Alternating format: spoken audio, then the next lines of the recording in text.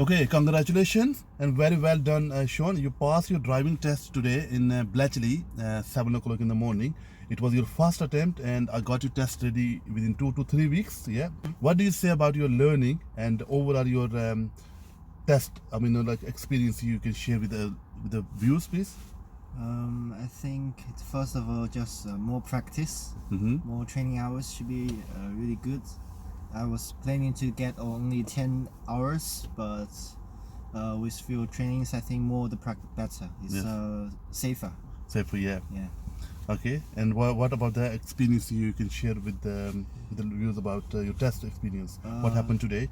So we have the exact same routes we practiced before, which is nice because I feel comfortable and confident. And I just need to be more careful about the roundabouts. I think the speed I can get a little bit more higher. Okay, yeah, that's fine. That's fine. And what about the YouTube? You know, like you got videos. I've made quite a few videos. You watched them, and did they help you? Yeah, they help a lot. The quick questions about the show and tell me questions are nice. And what about the hotspots? Yeah, and the all roads, the difficult places. I saw the IKEA roundabouts and explanation and everything.